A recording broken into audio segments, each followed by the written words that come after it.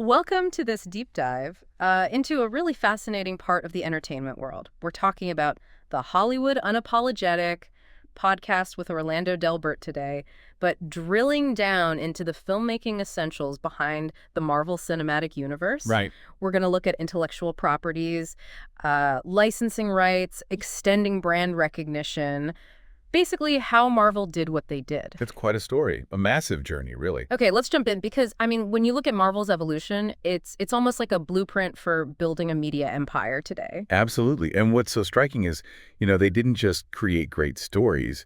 They were incredibly strategic about managing and, leveraging those creations over decades. It's got layers. It really does. And it started way, way back 1939, Timely Comics. Right, Timely. Yeah, hard to picture the media scene then, but comic books were like the big thing. Timely jumped right in. They even had some early characters you might recognize, maybe not quite as we know them now, but the Human Torch. The original Human Torch, yeah. And Captain America, of course. Yeah. The big patriotic symbol.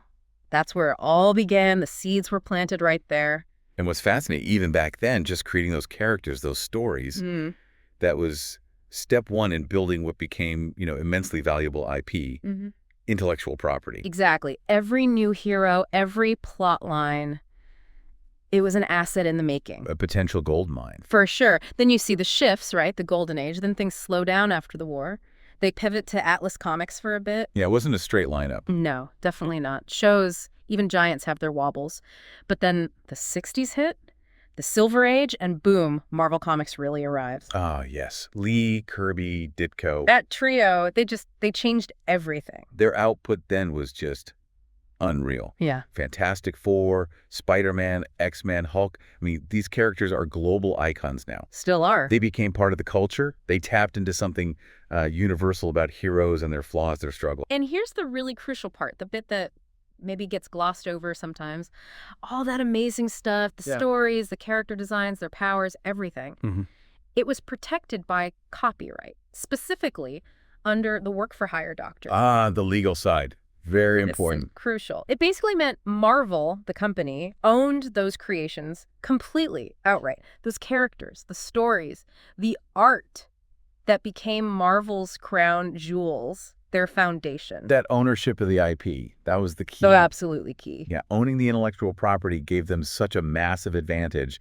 It meant, they were the only ones who could decide how to use these characters, these stories, which opened up way more than just comics. Which leads us straight into licensing, right? You've got all these amazing characters, but they're mostly just on the comic book page. Right, limited reach initially. So someone smart at Marvel thought, hang on, we can reach way more people and make more money if we let other people use these characters too. Makes sense. Expand the footprint. Totally. So late 70s, ramping up through the 80s and early 90s, they start licensing them out, for movies, TV shows, those early kind of clunky video games. Oh, yeah, I remember some of those. It was all about getting the brand out there, extending the reach. And licensing now is just, it's exploded. Yeah. It's not just toys and cartoons anymore. No way. You see Marvel on, high-end fashion, perfume, luxury cars even. It shows the power of that original IP and the brand they built up over time. But yeah, it wasn't always smooth sailing. The 90s, that was a rough patch for comics. Oh, definitely. The whole industry took a nosedive around 93. A real shakeup. Hurt a lot of companies. Marvel felt it too, big time. Yeah, there was this speculative bubble, right? Collector's market stuff. It burst. Sales plummeted. And Marvel, like others, had a lot of debt. It got pretty dicey. So in what felt like a real last-ditch effort, Ron Perlman starts Marvel Studios in 95. But the problem was they needed cash, like yesterday. Right, survivor mode. So the solution, and it probably hurt looking back, was selling off the film rights to their biggest stars. Wow. Who went where? Spider-Man to Sony, X-Men, Fantastic Four, they went to 20th Century Fox, Hulk and more to Universal. Oof. A fire sale. Pretty much, just to stay afloat, That was such a critical moment. And how those deals were structured is really important. How so? Well, Marvel basically carved up the IP rights very, very specifically. The studios, like Sony or Fox, they only got the rights to make movies with those characters. Ah, just the film rights. Exactly. Marvel kept the rights for other stuff. Toys, video games, other merchandise. So, yeah, they got quick cash, but they also kind of limited how those characters could be used elsewhere in those other money-making areas. Tough choice. But it bought them time. And you get the sense the long game was always always to get control back, build their own thing. That seems right. The interconnected universe idea. And that started to happen. They managed to get the film rights back for Iron Man, for Hulk, key pieces. Right, bringing them back in-house. Then, the stroke of genius, bringing Kevin Feige on board. What a visionary he turned out to be. Absolutely pivotal figure. And then, 2008, Iron Man. Just bam, hit theaters, blew everyone away. Talk about a turning point. That success was huge. It proved Marvel, running its own studio, could make not just good superhero movies, but massive hits. Yeah. It was the proof of concept for the whole MCU idea. And then, the move that really changed the whole landscape, Disney buys Marvel. 2009. Was it over $4 billion? $4.3 billion. Staggering. Yeah. Wow. Suddenly, that dream of getting more IP back, it felt possible, with Disney's muscle behind them. That backing, the financial stability, the distribution network, Yeah. Disney provided all of that. It let Marvel really plan long-term, get those rights back strategically, build out the MCU. Just think about the money superhero films have made overall. Since, 1986, something like $12 billion. It's incredible. Yeah. Shows the enduring appeal. Totally. Okay, so let's shift a bit. How did they take these characters, this studio, and make it this global thing, the marketing? Ah, yes, the MCU marketing machine. It's legendary in its own right. It really is a masterclass, isn't it? How to build hype, get fans involved. They blended old and new school so well. The Avengers in 2012, that's maybe the perfect case study. Oh, absolutely. They were brilliant at using social media, which was really taking off then, to create this huge viral buzz. You couldn't escape it. Right. Facebook, Twitter, YouTube, they were just saturated. Trailers, behind-the-scenes clips, those fun little character interviews. Yeah, the character interviews were clever. It just built this massive wave of excitement. And what I thought was really smart, they even made actual social media profiles for some of the characters. That level of immersion, that interaction. Yeah. It was pretty new back then. Made fans feel connected before they even bought a ticket. Exactly. Felt like you were part of it. But it wasn't just digital. They went big on collaborations, too. Across industry stuff, yeah. Yeah. Teaming up with huge brands. Lego, Harley-Davidson, McDonald's. Right, you'd see the characters everywhere. And it wasn't just slapping a logo on something. It was, related products, limited edition packaging, created buzz, reached different crowds. Mutually beneficial. Right. Good for Marvel's bottom line. Good exposure for the partner brands. Mm-hmm. It diversified their marketing reach. Yeah. Got them in front of people who might not normally seek out a superhero movie. Smart. Very smart. And they didn't forget the traditional stuff either. Big worldwide premieres, red carpets. All the glitz and glamour. Film festivals, press conferences, TV ads, newspapers, magazines, the whole 9 yards. It covered all the bases. Yeah. That integrated approach, blending the traditional media push with the digital onslaught. Yep. That's why Avengers felt so huge. It was everywhere, on every level. Okay, so we've got this amazing universe, brilliant marketing, but let's talk about what makes it all look real, the visual effects. VFX.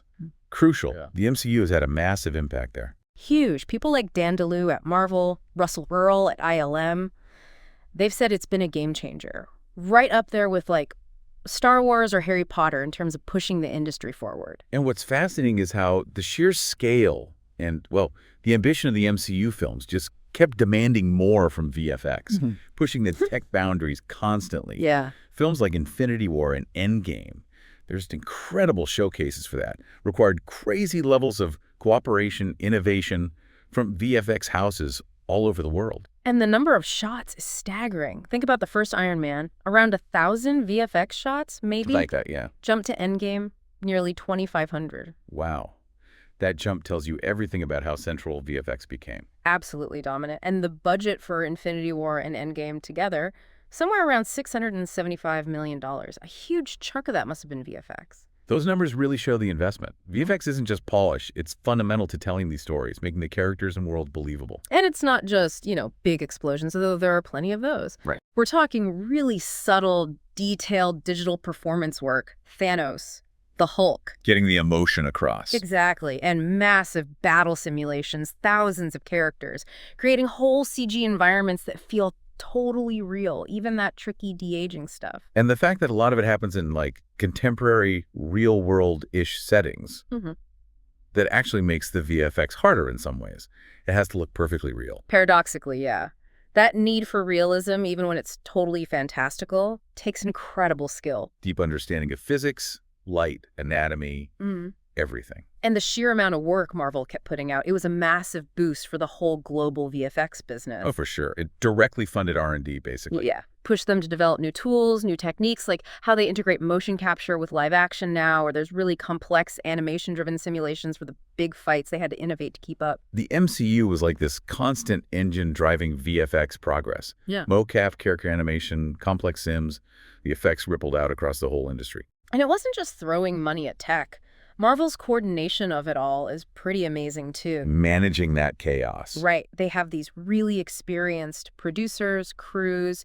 You hear about Dan Liu, the VFX supervisor, working with producer Jen Underdahl for years on thousands of shots. That experience matters. It's practice, it's familiarity, it's having that shorthand communication with all the different VFX vendors. Those established relationships, that trust. It's crucial when you're juggling that kind of complexity across multiple studios worldwide. Makes the workflow smoother, more efficient. And interestingly, Marvel actually pushed for collaboration between the VFX vendors, especially on the big Avengers movies. Really? Not just competition? No, they encouraged sharing tips, tech solutions, ways of working. The idea was like a rising tide lifts all boats, make the whole project better. That's smart. Fostering a collective learning environment. Probably a big reason the quality stayed so consistently high. Yeah, I think so. And we've seen so many amazing VFX milestones over the years in the MCU. Oh, definitely. The way the Iron Man suits evolved, the HUD. Iconic. Skinny Steve. Yeah. In the first Captain America. Still holds up.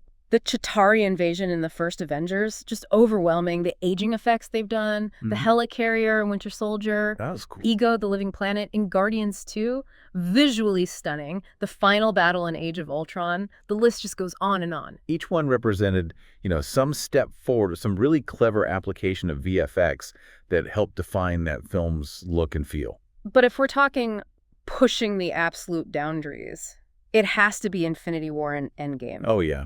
Peak MCU VFX. The de-aging, the aging, creating Hulk and Thanos to look that real, that expressive. Photorealistic humanoids, basically. Huge challenge. That crazy battle on Titan in Infinity War. Yeah. And then the final massive battle in Endgame. Just breathtaking. That Titan battle in Infinity War. Yeah. That really set a new standard for action sequences, didn't it? The way they blended the digital performances, the complex environmental simulations, the scale of it all. Benchmark stuff, yeah. A new benchmark for third act battles, definitely. And creating Smart Hulk. And Thanos. Monumental tasks. I bet. Capturing Mark Ruffalo's performance in the Hulk, keeping his essence, and using machine learning AI stuff to translate all of Josh Brolin's subtle facial movements onto Thanos. Getting that nuance. Apparently the work they did on Infinity War was absolutely essential for even being able to pull off Endgame's VFX, one built on the other. Especially Thanos. Developing him, getting that level of emotional range in a digital character. Huge breakthroughs in facial capture and animation were needed. And remember the portal sequence in Endgame, when everyone comes back. Oh yeah, chills. Dan DeLee said it had to be faultless, absolutely perfect, to get that emotional hit. And it was. All those characters arriving. Yeah. The weight of that moment, the VFX had to deliver, and they did. It was the payoff for, 10 years of movies? Mm-hmm. The VFX execution was critical for that emotional impact. What a digital. They did so much of the heavy lifting on those last two. It is amazing. For Infinity War, they handled Titan. They refined the whole Thanos digital pipeline. Using facial puppets, forensic data, incredible detail. The big Q-ship crash, pulling the moon down, even Iron Man's crazy Mark 50 suit and the blip effect. Wade's contribution was just immense. Their Thanos work was landmark stuff. And those big destruction scenes, epic. And then for Endgame, they were right back at it. Thanos' ship attacking the final battle, 47 hero digital characters, plus a whole digital army. The complexity is just mind-boggling. Imagine animating and rendering all that. They did the big charge shot, the bombed-out battlefield environment, more refinements to Thanos' armor, his face. Managing that sheer number of high-detail digital characters in one shot. Yeah. Unprecedented challenge. Testament to their skill. They even used new facial tech called deep shapes to get even more subtlety into Thanos' performance in Endgame. Always pushing. That constant drive for better tech, better digital performance. Yeah. It's key to why the MCU visuals are so impressive. And the blip effect. Remember the dustings in Infinity War? Pun. They had to totally redesign it for Endgame. because so many more people were blipping back in, the mega blip. Right, the scale was different. They used clever tricks, level of detail stuff, tools like Eddy and Nuke, just constantly adapting, improving their methods. That evolution of the blip effect shows how iterative VFX is. Yeah. Always refining, adapting to tell the story better. So, wrapping up this deep dive, the MCU's success, it's clearly this powerful mix, isn't it? Amazing, enduring IP. Decades in the making. Strategic licensing and marketing that built a truly global brand. Smart business. And just absolutely groundbreaking visual effects work. Pushing the boundaries constantly. And for everyone listening, especially aspiring filmmakers, content creators,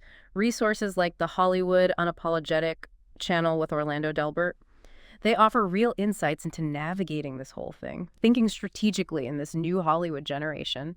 What's really striking is the synergy. How it all fits together. The great characters from the comics gave them the foundation. The smart business deals, even the tough ones early on, paved the way for the studio. And the marketing and VFX brought it all to life for a massive global audience. It all worked together. Absolutely. As members of the new Hollywood generation, we're all figuring this stuff out together. Be safe, be smart, be great. You can find more on success in filmmaking, success in life, in Pollyanna's tear-soaked battlefields of Hollywood, a survival guide against the cynicism and the hypocritical. That's part of the New Hollywood Generation series of books, and of course on Hollywood Unapologetic. Thanks for joining us. Yeah, thanks everyone. And it leaves you with a thought, doesn't it? Considering this incredible dance we've talked about, IP rights, creative vision, tech innovation in the MCU, what other fields, maybe ones that seem totally different, could actually learn from this model? This way of building interconnected worlds, engaging audiences so deeply over time. Definitely something to chew on.